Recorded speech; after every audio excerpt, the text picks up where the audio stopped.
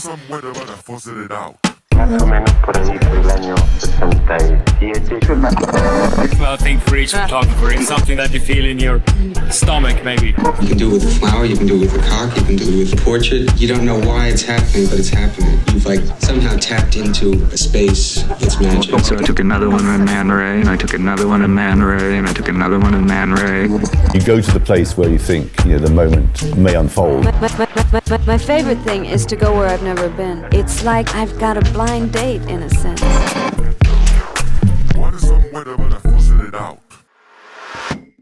Today I'm talking with Camilo Fuentealba Brevis, a Chilean photographer born in Saskatoon, Canada, whose work moves between street photography, portraiture, fashion, and commercial projects. Camilo's work comes from simply paying attention. A lot of his images capture surreal and crazy moments. They make you question who is that person and how did they end up in a situation like that.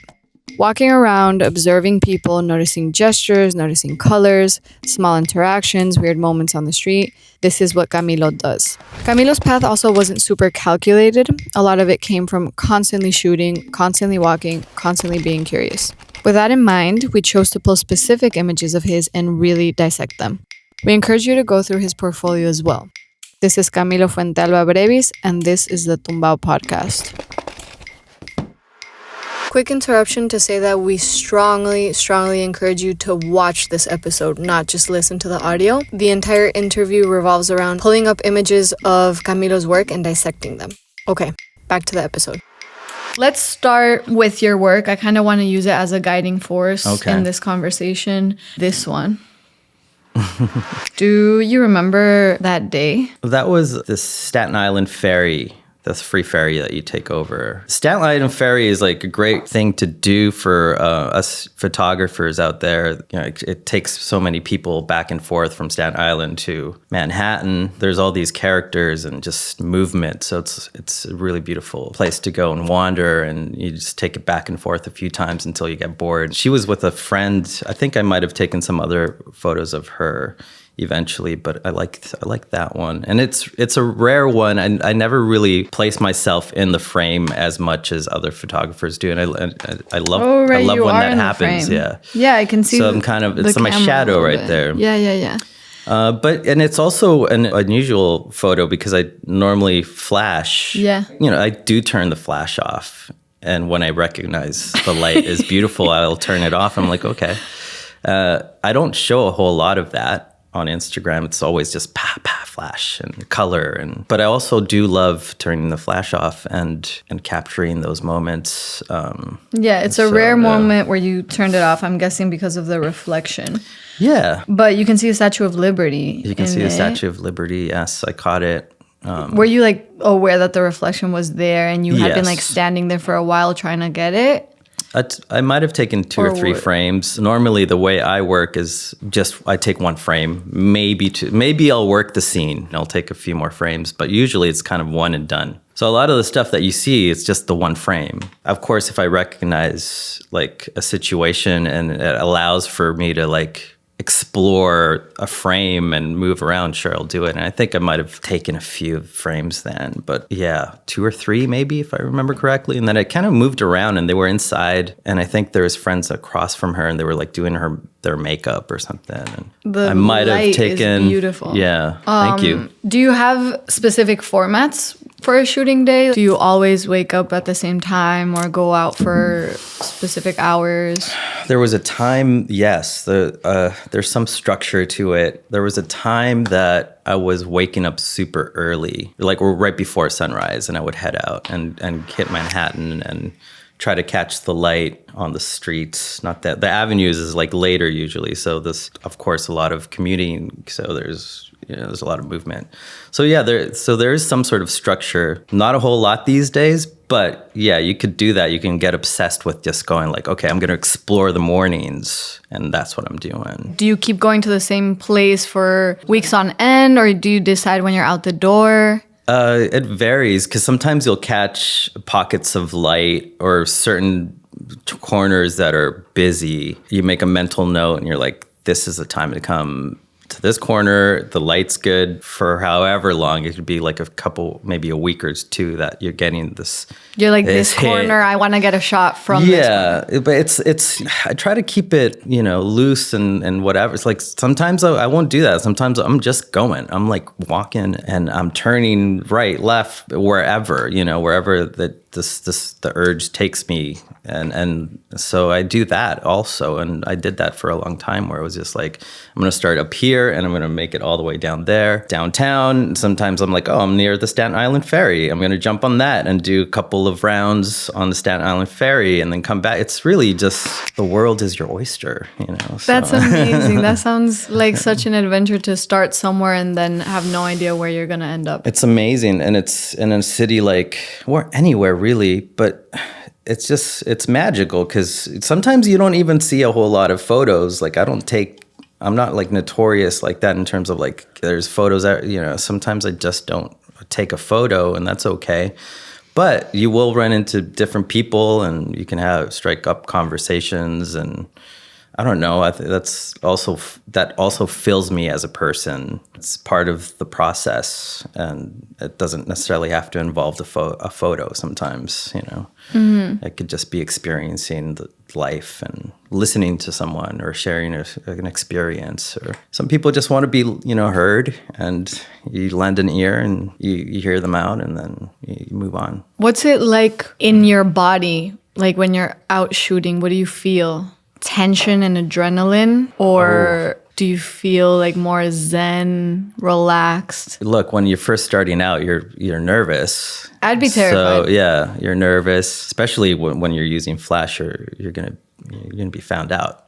You work through that, and you just like if you want to make good pictures, you have to take the picture. So you got to kind of just squash that down and just get through it. Once you do that, you can get into a rhythm. And sometimes the streets are magical. Yes, you're like elated. You're just like, let's go. This is wonderful life. You feel life. And then as I've gotten older and like more experienced, you start to learn body language is important, and like you're... Like what body language do you think you've adopted now? Before you're like kind of... You're a little tense maybe, so you're framing.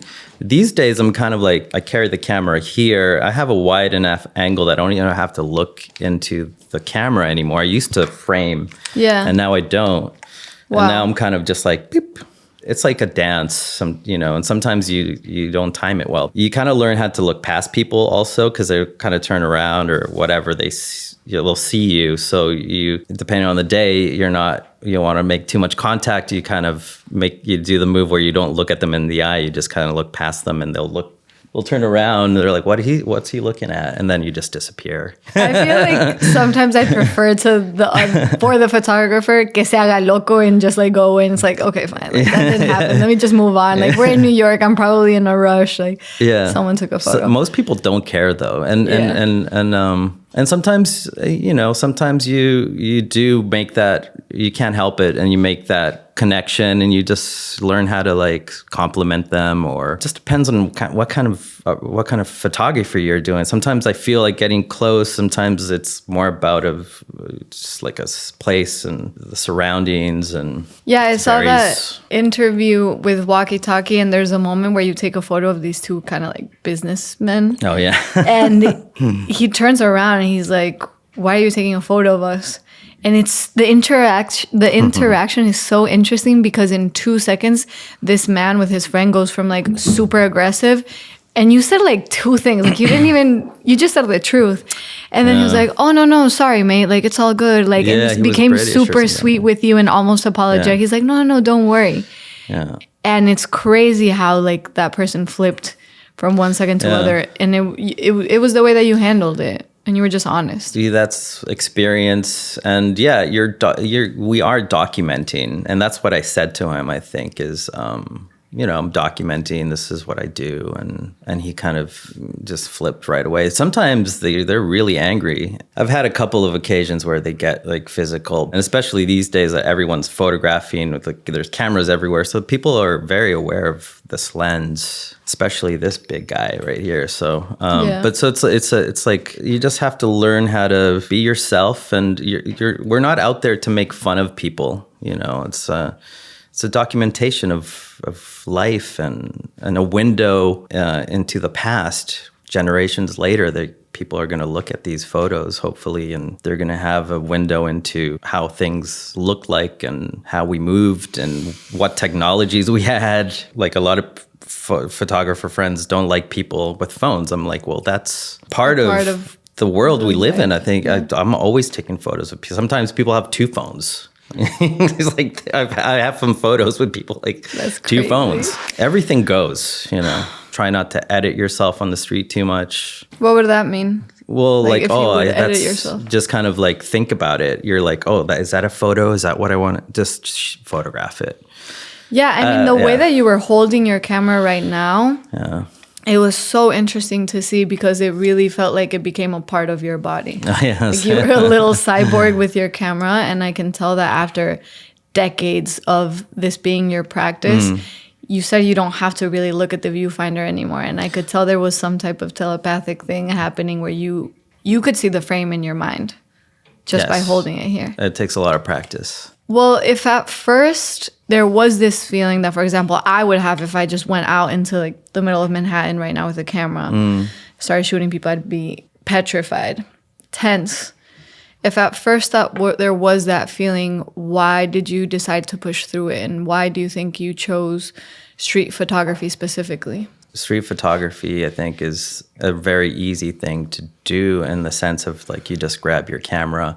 You don't even necessarily have to understand photography that much in terms of the technical side. You can grab a point and shoot and just step out. And so that's really how it happened, but also like a commitment to myself and to also become this photographer and express myself through the medium. I didn't really know what direction I was going in really with photography. So, I had these ideas like fashion photographer and this photographer and that photographer, and there was a time where you just have to kind of, shut that noise down, stop looking at photos, and just go out and do it and do it obsessively and with passion and every day. And like, you step out and you go. Yeah. Take your camera to the bodega, take your camera wherever you go. Like the cameras were glued to me. And that was a commitment. And the idea was also to just let go of everything and just let yourself get pulled into whatever was pulling you in, and just photograph it. And don't edit yourself. Just shoot, just photograph it. Edit after. Do that afterwards. What age was that? Early 20s? No, it was later. It was like in my early 30s. Okay. Honestly, when I got to New York in 2010, and like a year or two later, 2 years later maybe. I've loved photography since I was a kid, and it's been something in my life on and off. And I studied it in my mid-20s in a commercial school, photography school in Melbourne, Australia. It was just time to make a decision for me at some point and make that commitment.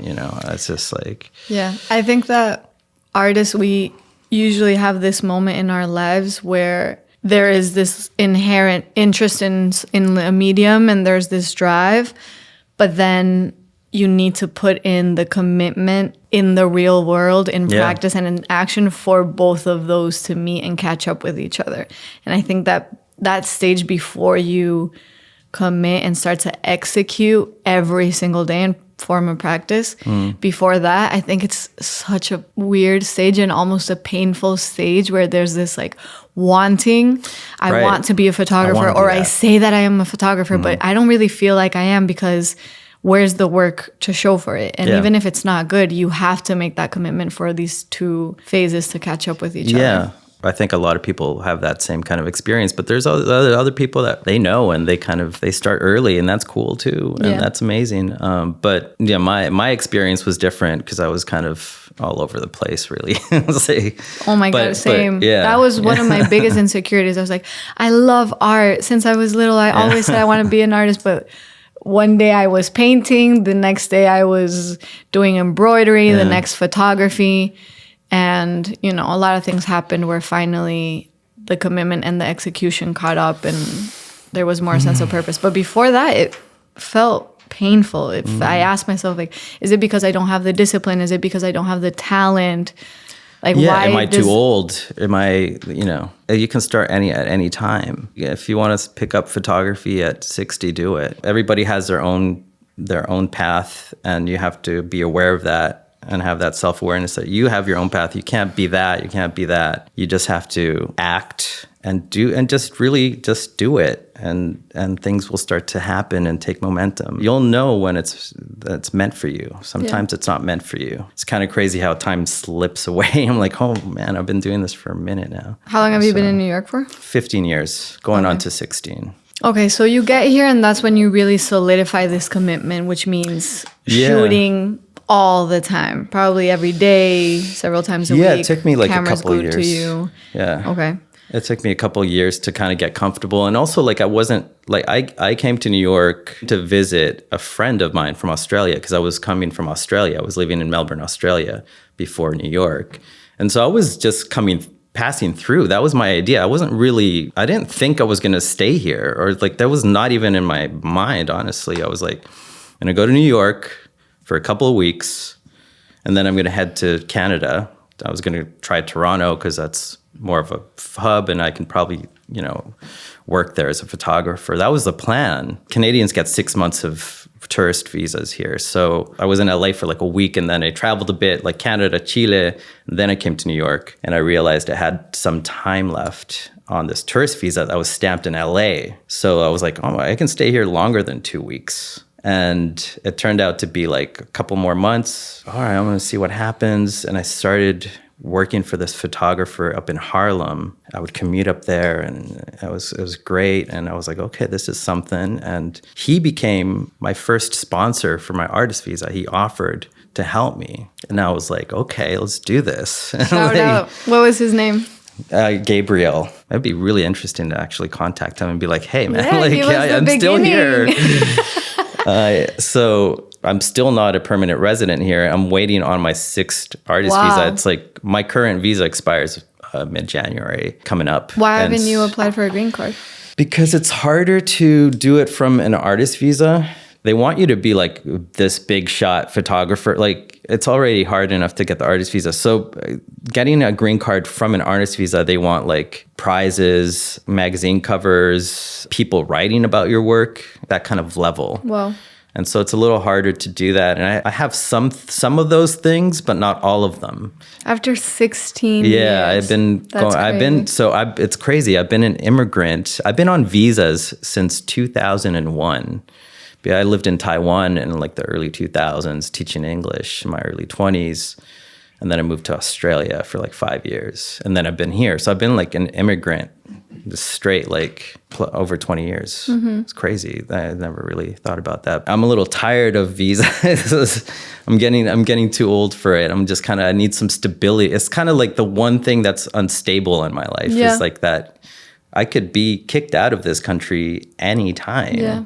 Especially now. Lately it feels, Yeah, feels very real. It's scary, and it's an interesting time, to put it nicely. But when you get here, you make this commitment and you start to solidify your style, which to me is very much characterized by the flash. Yeah, heavy. It was interesting. Obviously. You chose that one photo I to know, start with. but I have one that to me exemplifies the flash. Okay. Oh, yeah. I love this one.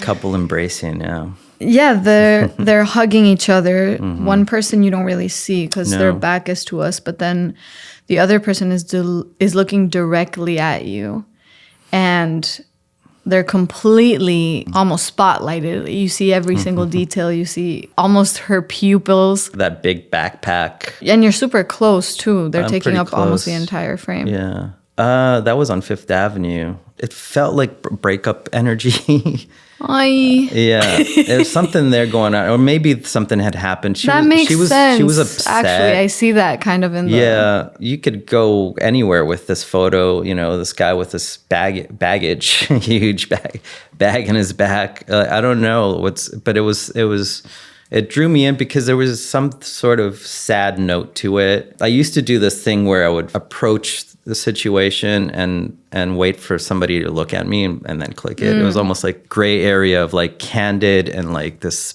portraiture. Normally, as a traditional street photography, you don't want them to look at you. You don't want them to even see you. Yeah. So it's a different approach. And also, I tilt the camera. That's another thing that I don't do naturally necessarily. Sometimes I don't think about it, but so one thing sometimes I do think about is like, oh, I'll tilt.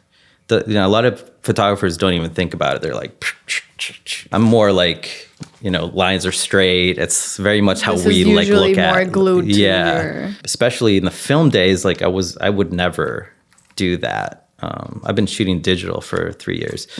With this, I'm kind of like experimenting a little bit, and I do tilt a little sometimes because I'm not looking. I'm like this. It's so fun. This is it's the very medium different format approach. days. Yeah, it's medium format film. This is medium format digital. Okay. Still the medium format, but. Why do you think you're interested in the lighting with the flash? This is from a photographer friend from LA who's incredible, and we'll butcher her last name. I'm sorry, Michelle Groskopf or something like that. Michelle's amazing. She's a wonderful photographer. And she's a flash photographer, and she explained her flash being as this un pincel, like a paintbrush. I like that idea. I really connected to that as like this paintbrush that you're just bringing out the colors. Is that something that you usually see first? Because you're usually surrounded by people in the city, so you're constantly making decisions of who you want to approach and who you don't. Is color usually something that draws you in? No, I think that's just kind of a default. All the stylistic choices were kind of just happened. I don't know how to explain it. I just even really consciously said, I'm going to shoot flash and I'm going to shoot color. It was just like, oh, this color. I was shooting 35 millimeter when I started, and it just rolled that way. And I was like, okay, I'm a flash photographer. Yeah. But I turn the flash off sometimes, and that's fine. These decisions are instinctual now, but I know that they come from decades of this being your practice. That's why now it maybe feels like it just happened. Like something pulled me in, but it seems like maybe what is mainly pulling you in are gestures like this embrace or like a shout or a cry, and that's what, like, it's very much related to the people and how they're expressing themselves. Yeah, that's really my draw. It's all about the people. Everything else is a stylistic choice, yes. But whether it's black and white or color, it's really just about life. The people in your work, it's interesting because it's street photography. So if you see a photo in its own, but also as a series of your work, you can tell that it's everyday people that you're coming across. Yeah.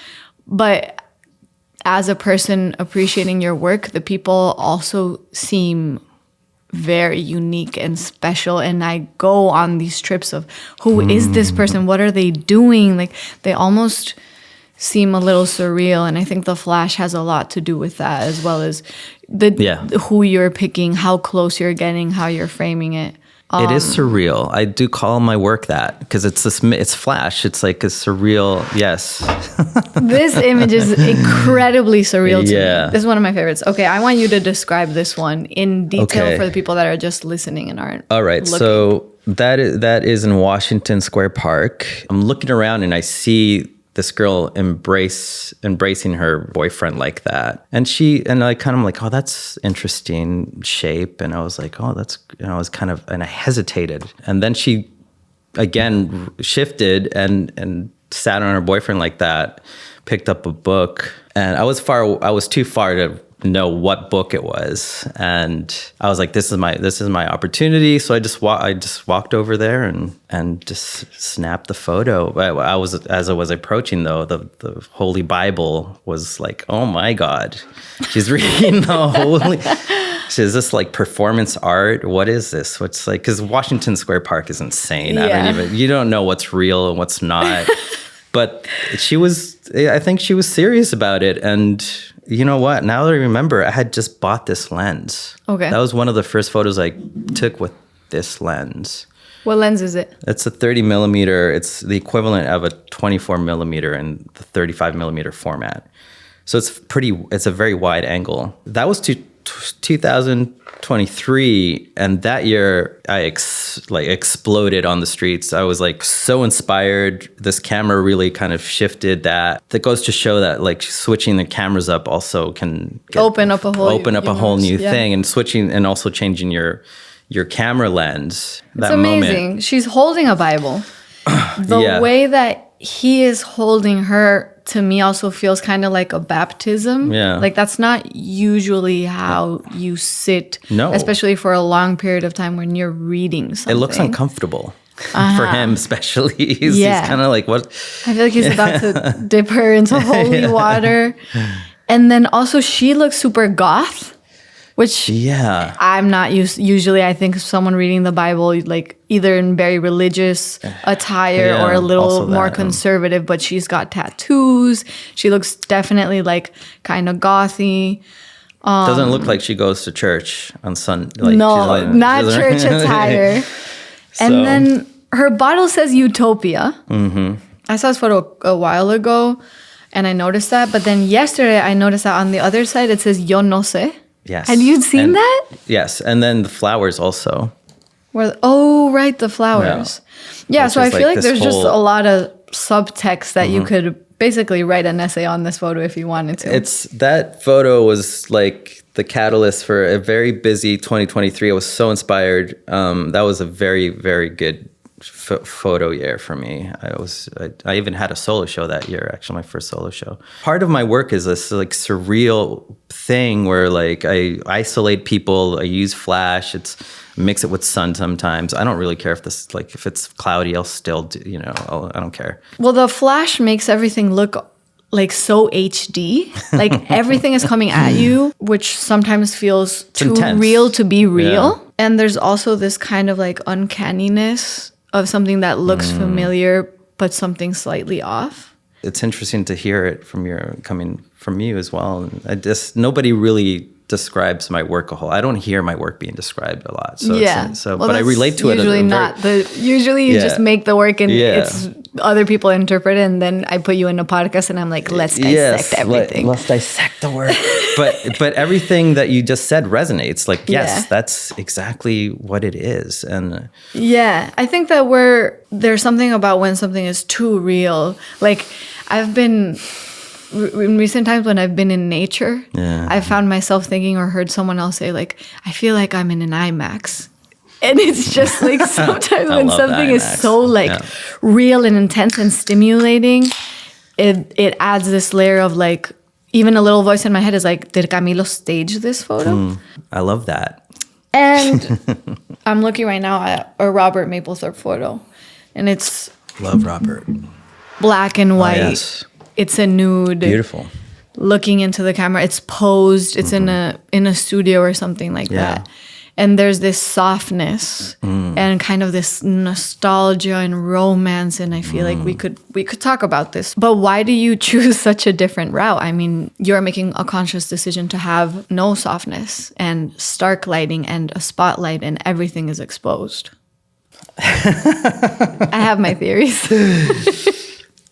But I'm testing you first. You are, yeah. It's so hard to like get into the subconscious. I look at like the works of like Lars Turnbjörk. He'd started black and white, and he started with like photojournalistic kind of looking photos, and then he's moved on to this like flash. I mean, my early influences was Martin Parr, rest in peace. He just passed away. There's certain like elements of that work that are just exposing the realities of humanity, and just there's nothing. Sometimes it's not pretty, and it's uncomfortable to look at that. to look at yourself. And essentially we're looking at ourselves, right? We're just like, this is not the idea of the world that I have, but I relate to it because it's kind of like it's there. This is why I love that you invited me to this podcast, because it's challenging me. I love when artists have to talk about their work, and they're like, it just to me is such a sign of why they are an artist when they struggle to explain like what something means or why a certain decision, because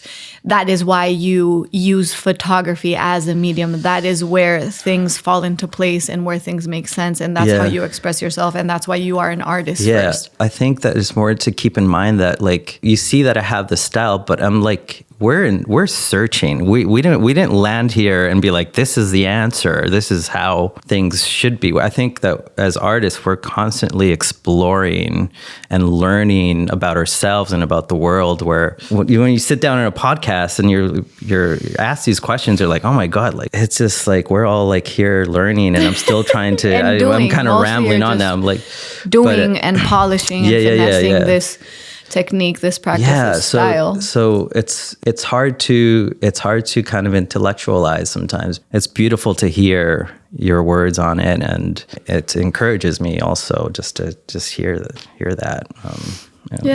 You've chosen photography as your vehicle to learn and process and experience. When we see an image that is full exposure, you see the person's face, pores, wrinkles, eyes, every detail of what they're wearing. And we see the beauty in that image that is so gritty, like you said, and so exposed, and such a spotlight on a person.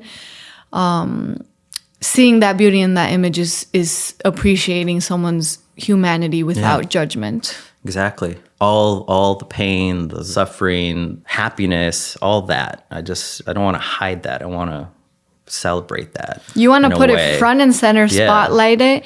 And there is this trajectory of kind of visceral reaction, seeing the beauty in it, and in that subtext, being exposed to someone that maybe you wouldn't have paid that much attention to crossing the street and seeing. And so I grew up like, being this like rural prairie boy from Saskatchewan, in Canada, to like going to rural Chile and seeing like all these different people and characters. And that's where that love for people came from, and just kind of seeing all these walks of life and experiencing life in Canada and one in Chile back then, which is way different. A lot of that is coming through my work. Well, maybe let's talk about that for a little bit. You were born in Chile. But born in Canada. You were born in Canada? Yes, okay. Canadian, Chilean, yeah. Okay, so you were born there, but your parents are Chilean. Yeah. And they moved to Canada because of the dictatorship in Chile.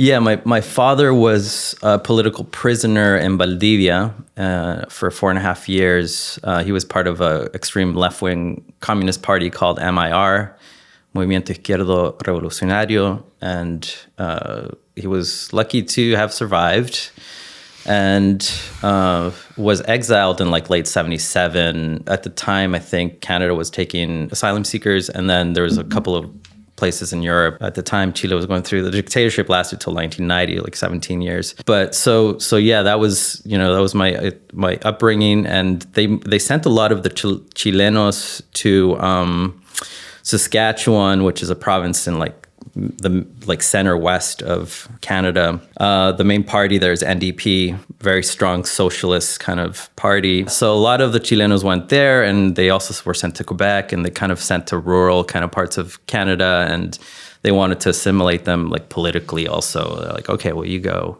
here, and that's how I was born in the prairies. And then you go back to Chile. So throughout the 80s, we would go with my mother down there to see the family, and that was, thanks to her, an incredible upbringing, just like this massive family. My parents have on both sides 8 or 9 siblings. I have all these cousins. Wow. And the La Cordillera del Ande, they're right there, and the Andes. a town called Neltume. And the dictatorship finished in 1990, and that's when my mother and my brother and I moved to Chile. And so I grew up in most of the 90s, I was in Temuco, Chile. These two worlds, like in Canada, I'm the Latino kid, and in Chile, I'm el Canadiense, the Canadian kid, you know? So it's like I never really fit in. I mean, I did, but I didn't, you know? I was always someone. I mean, I think that's like the experience of an immigrant, right? So, and that was 10 like to 17. Age 10 to 17, yeah. Chile. In Chile, yeah. So for my formative years. I was just going to say, that's a very formative time. Yeah. Is there anything specific that you remember that maybe influenced your creativity in any way? My camera was always moving towards my grandparents because they had this like old school look, and both sides were beautiful, just colorful, and so my camera always. I have all this documentation of my grandparents. Not Since a whole you were lot. Little? Not You a were whole already lot since I was like photographing? I was because I've loved it since I was a kid. So I don't have a lot of it, but I have some images of my grandparents, and it was flash also. So like it's there. It's like natural. Wow. So it's hard. So and I look at these photos. I'm like, same as now. I'm like, wow, these photos are like, it's like, holy shit. Like I just kind of. And so were you, like, when people ask you what you want to be when you grow up, you would say photographer as a kid? Yes. You know what? My mom showed me a letter that I wrote when I was like maybe a tween or something. And it's me talking about how I wanted to be a photographer. I don't remember writing it. It was like such a like That's what beautiful. like it was really I love my mom. She's kept everything from our childhood, and she was also like documenting us photographically. I mean, there's Polaroid boxes of Polaroids and whatnot. That was really how I got into photography. It was just like I naturally just grabbed the camera and always kind of taking it away from mom.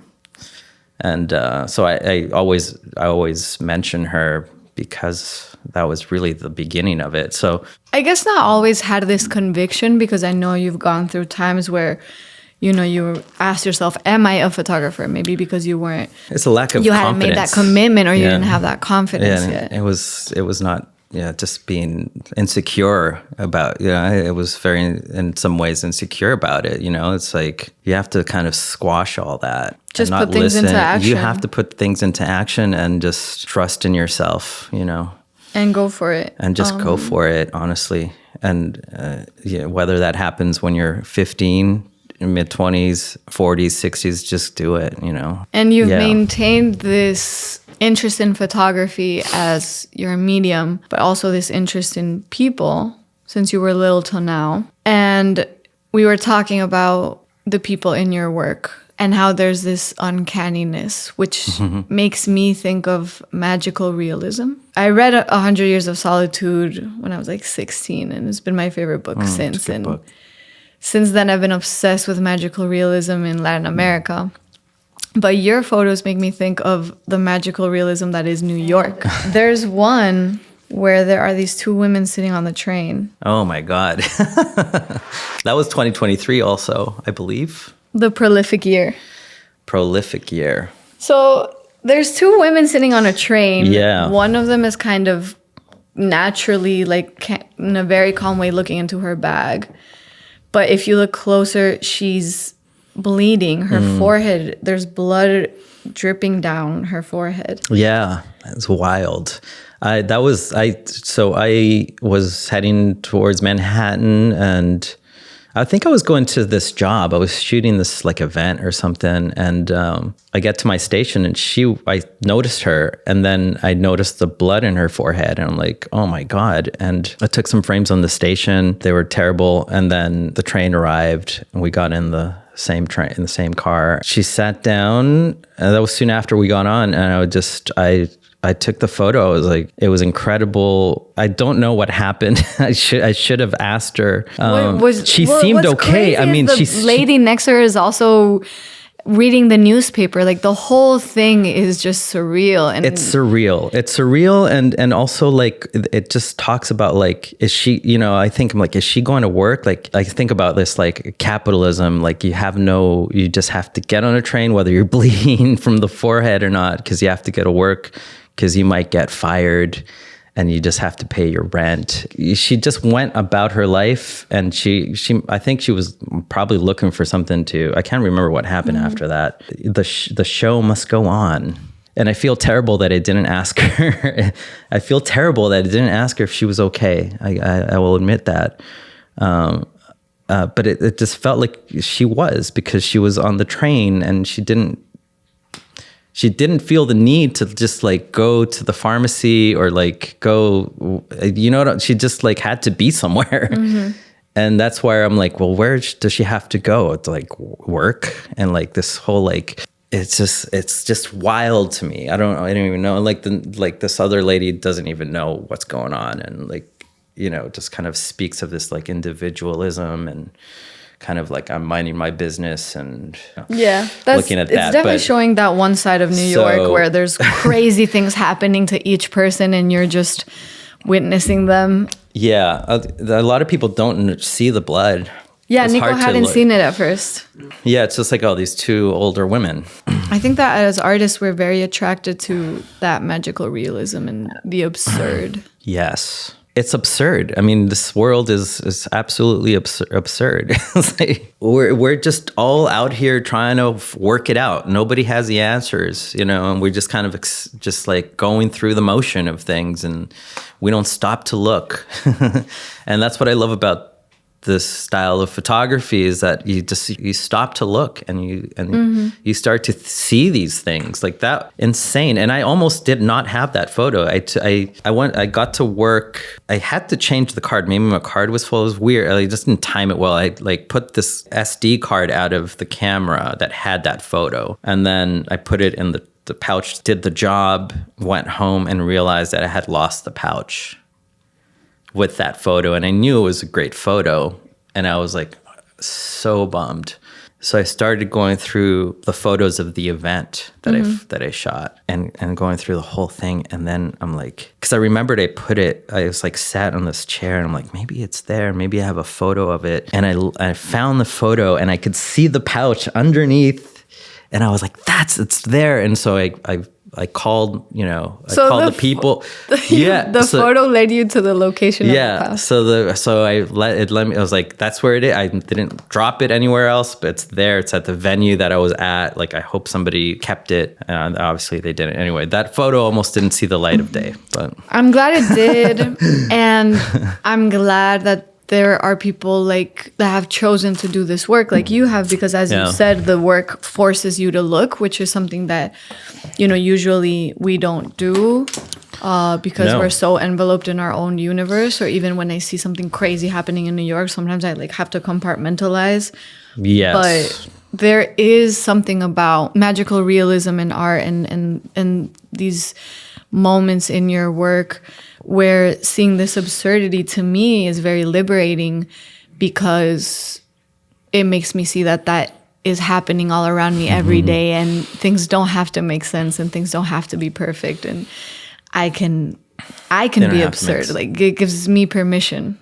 Yes, and maybe I'll photograph you when you're being absurd. Oh, but yeah, it's such a crazy thing that we're doing. Like these street photographers, some people, you know, don't like it. Like it's an invasive thing they see as a. Yeah, how do you handle that tension? Because you are getting very close to very intimate moments.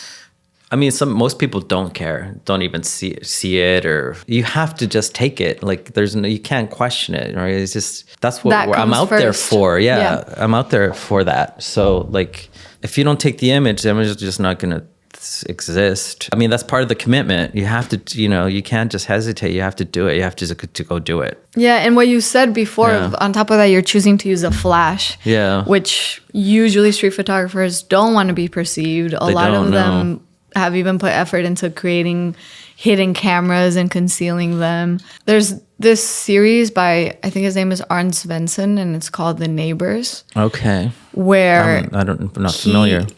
There, you see kind of window frames that are framing an interior, and inside there are people, because he's basically shooting into an apartment from another apartment. So it just made me think of how oh my God. How this question of permission. Yeah. And that you're shooting into a private space.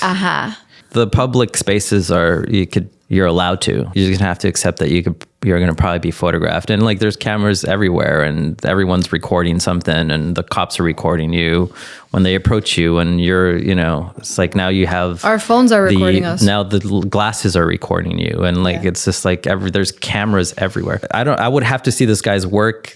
Shooting into an apartment is insane, but maybe he might have gotten sued, I think. Yeah. Do you know what happened with he lost probably the case? Do you know anything about it? I'm going to look into it. The photos are really beautiful. I would love to see the photos.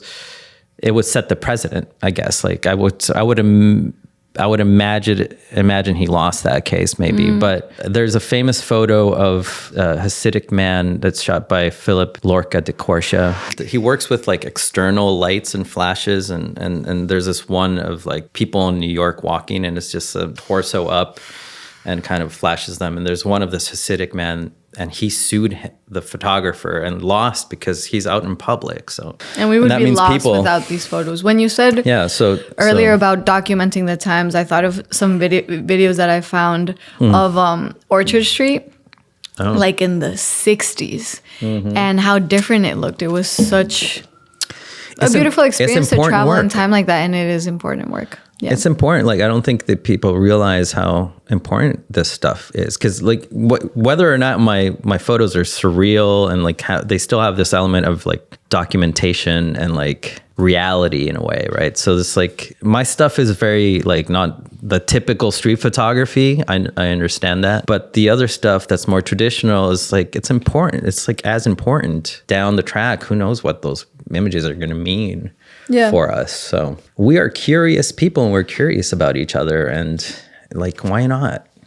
Like, why not? It's important work. I don't think it's easy work. I think before you said something like it's easier. You can have a point and shoot and go out, but it would be easier for me to stay in an apartment and ask my friend if I can photograph them and be in a very controlled setting. It's the situations that you are putting yourself in seem extremely nerve-wracking. And to me, it's a sign of your passion, but even more than that, a sign of your discipline to have pushed past those constraints to a point where now it's instinctual and you just do it and you're comfortable in it. Yeah, you develop the language.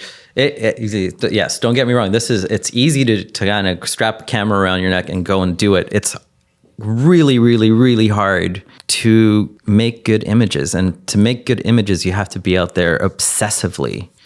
And you have to mess up, and you have to misfocus, and you have to do all those things to get to a photo interesting to discuss and talk about. That's the hard part. The hard part is just like getting to that point, and it takes a lot. It just doesn't happen. It doesn't happen that easily. Like, you see this collection of photos there, but those moments are like come randomly. If you get 4 good shots in a year, that's great. The hero shots or whatever you want to call it. But that makes me think of this photo. What happened here? That was for the solar eclipse, and that was at the cemetery near my house in Sunnyside, Queens. I was out just trying to document people looking at the last solar eclipse we had here in New York, and that woman just rocked up and just chilled in her old car. And she has the glasses though. She has the I don't even know. It might have been 2023 again. I don't even know. That documentation wasn't like I think I had expectations for that, and it wasn't as great as I thought it would be, but it was interesting. I don't know. There's something about that old car and the lady. I had a conversation. I talked to her. I might have a video of her Then I took some portraits of her. She stepped out of the car. I love this one. You like? Can you tell me what is it that you love about this photo? I think it's very cinematic. I feel like the way that the sky looks is kind of unreal, and the way that she's looking up with the glasses, it made me feel like there's a UFO that's about to land into the image. It was an eerie day. Yeah, there's some. It makes me think of Aliens. It did have that. Like there's an alien landing happening, and this woman, I didn't know it was an eclipse, so I thought they were regular sunglasses. So in my mind, she's driving. There's something coming from the sky. It's an alien. She stopped her car. She looks up, and the world is about to end. That's crazy that you felt that before even realizing that there was kind of this eerie moment of. I mean, solar eclipses are eerie and weird already. So it's interesting that you already felt that just before even seeing the glasses. It feels like a movie to me. And an alien is literally about to land. It made me think of Gregory Crutzen. He's a photographer who has entire production crews to create these very cinematic photos. So there's set design and there's actors and everything is staged and everything feels like this, like a still of a film, but it's just photographs. He's a photographer. Okay. I might have come across some. Yeah. He's pretty cool. He's amazing. But it got me thinking how you were able to achieve a very cinematic effect and it was just you and your camera. So I want to talk about rigor in your work, but more specifically because, you know, you were saying it's not easy and we've talked about how this becomes a practice and it takes discipline. But, you know, to a young photographer who's just starting, what does rigor actually mean? Like, how hard do you have to go? What are the specifics? It meant going out early in the day before work. Sometimes I had to work. So I would like, okay, I'm going to catch a little bit of the sunrise before I go to work. I was assisting maybe or working at a restaurant. And that's part of it. It's really like finding every possible moment to practice before work and after work. Sometimes you have lunch, go shoot a lunch. Like when I was working at a studio photographing, we had lunch 45 minutes and we would go out into this kind of park. It's like Wall Street, is like by Wall Street. And I would photograph people there. Like it's your camera has to be glued to you and just you go to La Bodega, take your camera. You don't know what you're going to see, even if it's on the corner. I literally carried my camera everywhere. It's heavy. I had a smaller camera back then. and I still carry this. My back is insane, but it hurts. But that's what it means. It's like that's going to lead you to this developing your own language. And this is, that's what has come out from me. Everybody has a different language. Oh, don't seem like I got to work. I can't go out. Go out.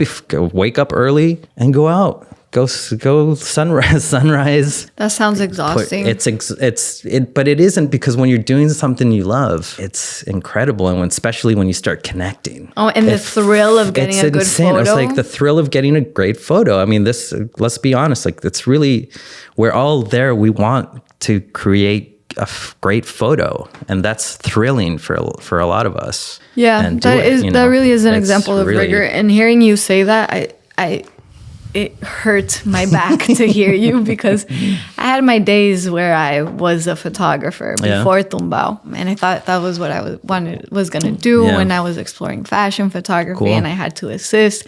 And so when I hear you say that you had to work that day at a studio and you're shooting before that and you're shooting after that, I would do that. The pain, the back pain, the feet pain that I would feel after, if it was my set or if I was assisting, was so intense. And also the stimulation, because it's a high stakes environment where you have to be on top of everything, on top of like whoever you're assisting for, or the lights, or even if it's your crew, you have a whole team. So it really is strenuous work physically. It is physically, yes. It's hard, especially as you get older. Like it's not as easy. Camilo has severe back problems. If you got any tips for a good massage with shiatsu or something, please. Cassandra told me of a place I love Cassandra. That is massage, acupuncture, and cupping for 2 hours, and it's super cheap. Okay, I'm gonna have to Chinatown. talk to Cassandra. You know, you said that 2023 was a very prolific year. Yeah.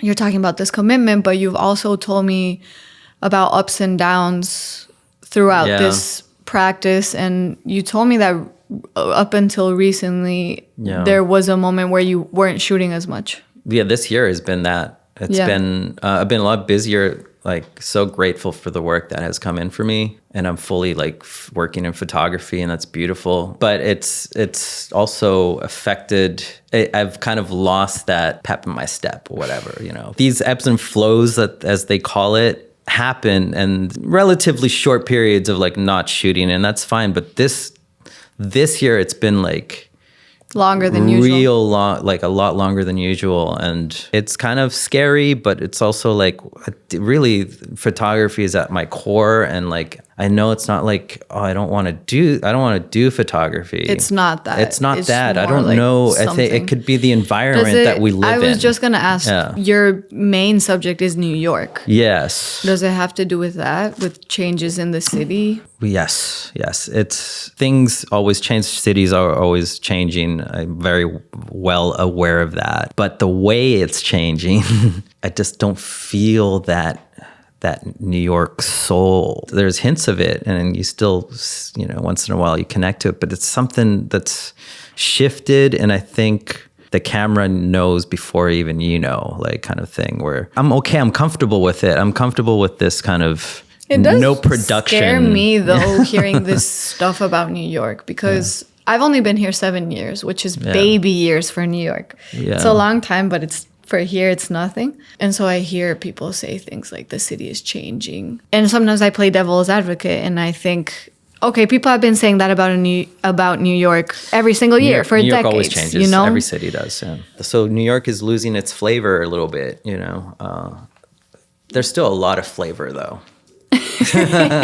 There's still, don't get me wrong, there's still a lot of flavor. But where do you go to, or like what inspires you about New York? I mean, there's still those people that I gravitate to. They're still there. You know, it's just harder to find. Or like before, it was kind of like a little easier. Like let's say like downtown Brooklyn, like Fulton Mall.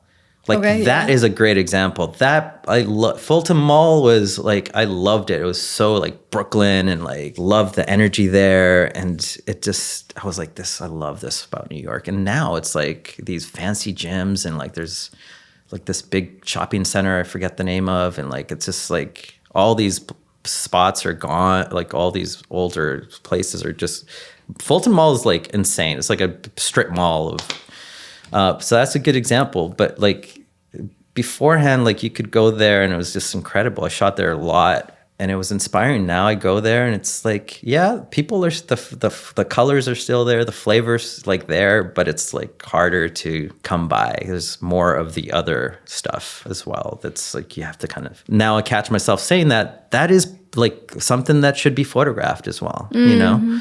Some of us are looking for that nostalgic New York. In my work, it comes through, especially earlier stuff. Some of your work looks very retro to me.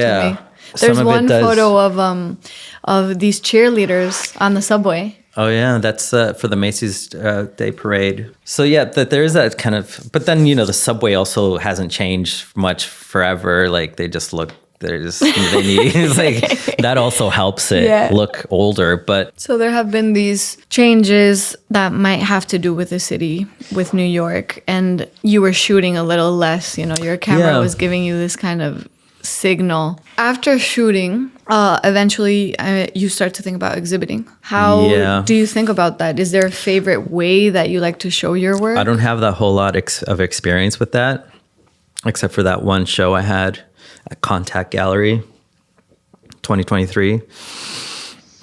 And it's a topic of a conversation that I had with my friend Gabriele. You just kind of like, I threw myself into this medium and but also at the same time Instagram was happening. It's just so easy just to post something. It's much harder to create a show and like the production and especially if the access. the access for it also is much harder. So that's why the Instagram and social media has been such a thing, because it's so easy and accessible. But we're so tired of social media. I think a lot of us are just like fatigued by this medium. That like your photos are so amazing, and for them to only live this size, I got to give them more. Thank you. I have to give them a bigger platform or stage. We've been talking about how we should like go to the old school way and like create the work, make a zine or a book from it, and then as an afterthought, release on social media. So we like just flip it. Let's just change the way we relate to it now, because we just kind of accepted it and didn't ask questions, and now we're asking questions. So, but I don't have much experience with gallery. I'm not even like nobody, has my work out there like that, but it's something that I want to explore for sure.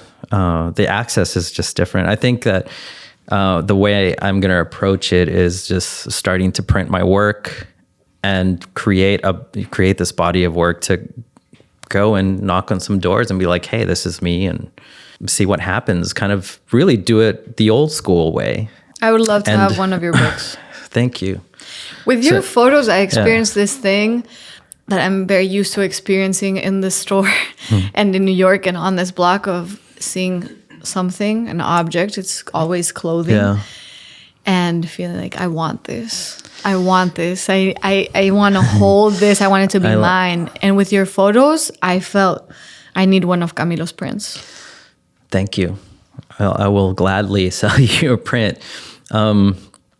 It's interesting. Like the dust is settling after all this time, and we have to remember that there's this whole other side of like the picture taking is one thing, and then you there's a printing. You can take it to the dark room, which is something we discussed in our prior conversation that I want to explore. Where the analog work that I have archived, bringing it into the dark room and giving it the respect and love that it deserves. And that's like that's also part of the process of shooting analog and like doing all that. Like that's another side of the medium that I haven't actually really explored a whole lot. I've just been so busy producing. Yeah. And after all this time, I'm like, I should probably like take it there, because part of the beauty is having the print. These screens are just so tired. Yeah, you want to spend more time with images now, and right. Social media doesn't let you do that. There's too much distraction. Just so like, we don't. Too fast. It's too fast, and books is something else that I want to get into. Although they're a little expensive sometimes to create, but it's such a much more accessible, tangible thing for people to get a hold of, because print sometimes they can't afford it. And like, I think a book is a great way for somebody that doesn't want to spend too much money on a print, that they can have like something tangible at home that they can cherish and look at. So yeah, all those things. This stage makes sense. You go to Canada, you go back to Chile, you go to Taiwan, you go to Australia, you end up back in New York. New York really forces you to commit and helps you solidify this style and this obsession, and now this inherent visceral and instinctual connection with the camera, which has always been there and will always be there. And now that the city maybe is changing, what do you think of where you're at now? There's so many things I want to do. It's insane. It's overwhelming. With Gabriele, I have a 3-volume book of my work that's basically pretty much laid out right now, and I just have to scan them and retouch. It's a lot of work. And what work goes into it, let's say? If I want to have a book, what do you do? Well, I have most of my archive is scanned low res. It's just for like viewing.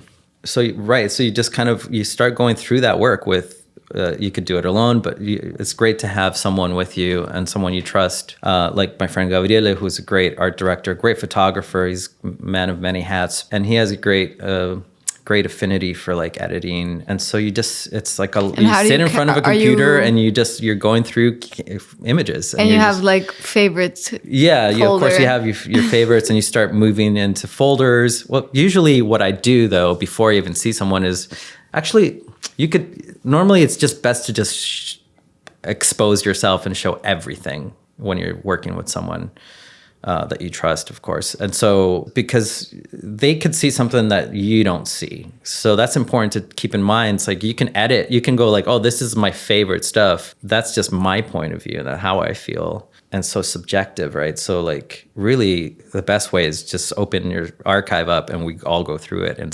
if you shoot a lot of photos, that can take a long time. That's edit 1, and then edit 2, you start looking at that again, condense it down to a smaller edit, or you can work with that folder and start just And are you thinking things about together. themes or a title? Or is that coming later? Sometimes themes come through, sometimes they don't. Like at least this book that I have is just very broad.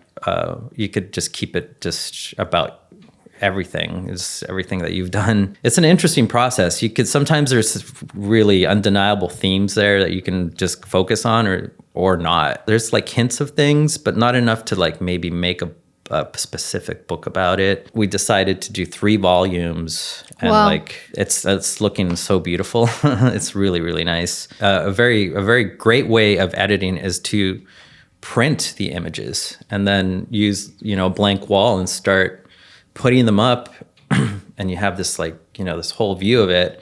And then with your friend, you just like, oh, this works together, and you start doing diptychs or It's all about the sequencing. yeah, the sequencing, and like that's a really, really strong way of doing a book edit is by printing the photos. And you could do it on the computer; it still works, But I would highly recommend printing it. That it don't have to be that big of a print, but that's a good way of doing it. And then you start like condensing it, and like, okay, this works, and you could give it as many rounds as you. At some point, you have to stop. You gotta like, this is it. This works, because you can continue. You can leave it for a while and then come back and like, I don't like that, and then you could go on forever. And then you have to work out what kind of paper. A good way of doing it is looking at books that you already have. It's like, oh, I love this. This is a good size. What materials is it made of? What kind of pages? There's all these design elements that you can talk about, but that's a really good way of understanding where you want to take it is by looking at other books that you love in your collection, or if you don't have many, go to the bookstore and start looking. I'm very excited to have that book and to hold these images, and like we've been saying, it really is a valuable and important documentation of this city and of this time. And I love seeing it through your lens. I love how it challenged me in so many ways. I was very interested in how seeing your work kind of affected me corporeally. Wow. And there was this moment of like beauty, but also shock. And then the rational kicked in. And that was me trying to explain, who the person was or what was happening in that moment, or also trying to fill in the gaps of how the hell did Camilo construct this image and what was he feeling. Again, that exposure, that flash, it puts the spotlight on individuals, and it makes us see the beauty in them. Thank you. So I'm very excited about this work. It makes me fall in love with New York all over again. Thanks. Wow. You have given us this incredible body of work, and I'm so Thank you. grateful we got to talk about it today. Thank you so much. We did it. This is it. We finished. Thank you, Tumbao, Nico, Santi, Thank you, Nico. Valentina. I love you guys. Thank you so much. Maison Perrier. ¡Yay! Muchas gracias. ¡La rompimos! Wow.